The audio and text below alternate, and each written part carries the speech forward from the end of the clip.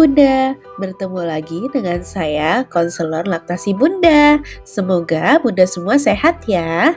Bunda, pada kesempatan kali ini saya akan sharing informasi tentang apa saja perubahan yang terjadi pada payudara selama kehamilan dan menyusui.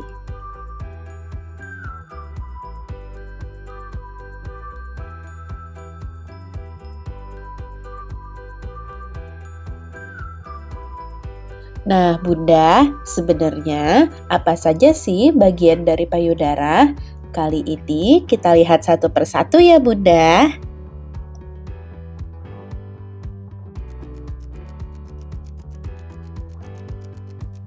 Bunda, payudara dibagi menjadi 3 bagian, yaitu badan payudara, areola, dan puting.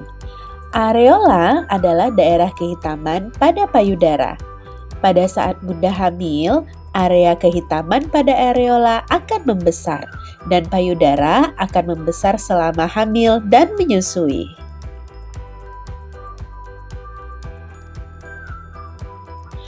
Nah, Bunda, jika kita lihat bagian dalam payudara, akan terdapat jaringan lemak, kelenjar air susu, tempat di mana ASI diproduksi, saluran ASI yang merupakan tempat jalannya ASI menuju ke arah puting, dan puting susu. Pada bagian belakang dapat kita lihat adanya otot dada dan tulang belakang. Payudara tersusun atas jaringan kelenjar yang berbentuk seperti anggur dan jaringan lemak yang ditutupi kulit. Bunda, selama kehamilan, tubuh kita melakukan persiapan untuk memproduksi ASI. Beberapa hormon yang terlibat dalam pembentukan ASI adalah estrogen, progesteron, prolaktin, dan oksitosin.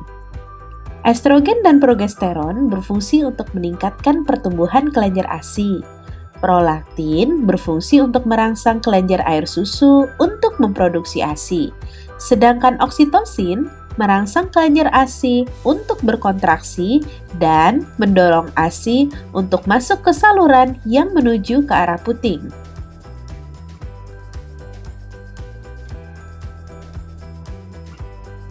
Nah, Bunda, selanjutnya kita akan membahas bagaimana produksi ASI saat ibu hamil. Level prolaktin meningkat dalam darah selama masa kehamilan dalam persiapan untuk memproduksi ASI. Namun, ASI belum bisa dikeluarkan karena progesteron dan estrogen menghambat pengeluaran ASI.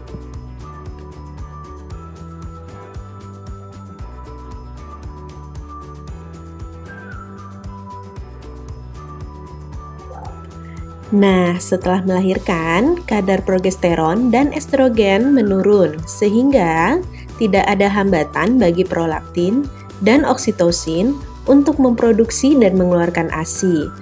Nah, pada saat ini proses menyusui dapat dimulai.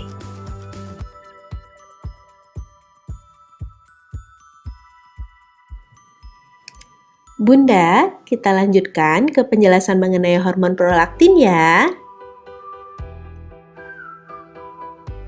Ketika bayi menyusu, stimulasi puting yang berasal dari hisapan bayi menyebabkan prolaktin dan oksitosin meningkat. Jika prolaktin meningkat, maka akan banyak ASI yang diproduksi, sedangkan jika oksitosin meningkat, maka akan mendorong pengeluaran ASI. Untuk mendapatkan jumlah prolaktin dan oksitosin yang tinggi, maka diperlukan proses menyusui yang konsisten. Prolaktin banyak diproduksi pada malam hari. Produksi prolaktin dapat menekan ovulasi atau pembuahan sehingga ASI dapat menjadi KB alami. Nah, Bunda, kita lanjutkan ke penjelasan oksitosin ya. Hormon oksitosin berespon ketika bayi mulai menghisap ASI dari payudara dan kemudian mendorong ASI untuk mengalir. Hormon oksitosin juga membantu rahim untuk berkontraksi.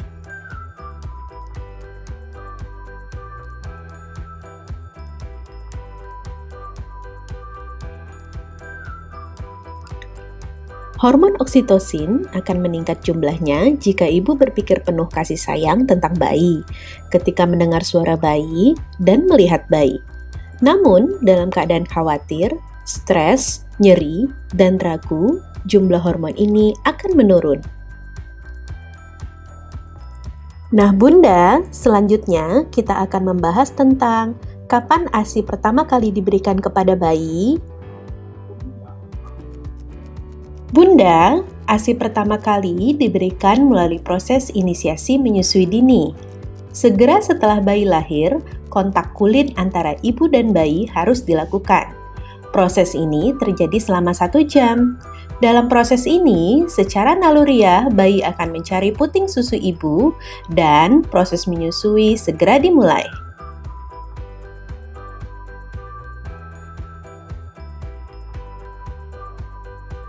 Bunda, inisiasi menyusui dini memiliki banyak manfaat seperti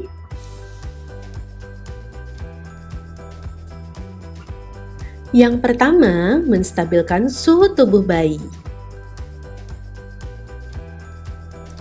Yang kedua, menstabilkan laju pernapasan bayi.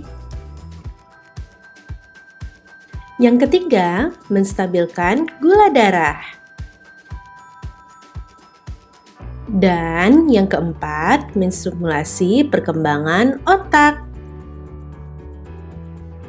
Bunda, ASI mengandung banyak sekali zat yang dibutuhkan oleh tubuh bayi. Jika dibandingkan dengan susu formula, ASI memiliki kandungan lengkap yang tidak dimiliki oleh susu formula seperti faktor pertumbuhan, antibodi, dan hormon.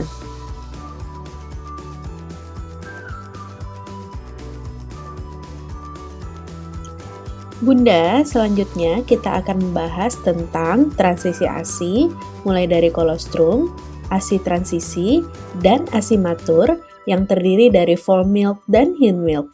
Kita bahas satu persatu ya Bunda. Bunda, kolostrum adalah ASI pertama yang keluar setelah bayi lahir. Kolostrum ini berwarna kuning kental. Kolostrum dihasilkan selama kehamilan dan keluar segera setelah bayi lahir. Kolostrum mengandung antibodi yang bermanfaat untuk bayi. Yang kedua adalah ASI transisi. ASI transisi biasanya diproduksi sejak 4 hari setelah bayi lahir hingga 2 minggu. Pada saat ini, payudara akan terasa kencang karena ASI diproduksi dalam jumlah yang besar. Selanjutnya, 2 minggu setelah lahir, ASI bertransisi dari ASI transisi menjadi ASI matur yang terdiri dari form milk dan hind milk. Form milk keluar pertama kali saat bayi menghisap payudara. Form milk terlihat encer dan berwarna jernih. Kandungan utamanya adalah air, laktosa, dan protein. Sedangkan hind milk merupakan ASI akhir setelah form milk dan keluar saat sesi menyusui hampir selesai. Hind milk mengandung lemak yang akan membuat bayi merasa kenyang.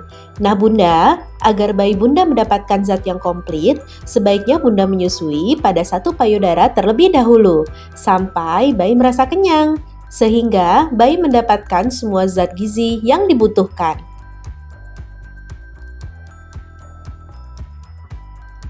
Nah, selanjutnya, apa saja peran ayah selama persiapan menyusui? Ayah dapat mendampingi istri dalam mengikuti kelas menyusui, kemudian membantu istri dalam mempersiapkan perlengkapan yang dibutuhkan, seperti bra menyusui. Selain itu, ayah dapat memberikan support kepada istri dan membuat istri merasa nyaman, seperti memijat istri ketika sedang lelah. Nah, sekian dulu dari saya. Semangat memberikan ASI. ASI is the best!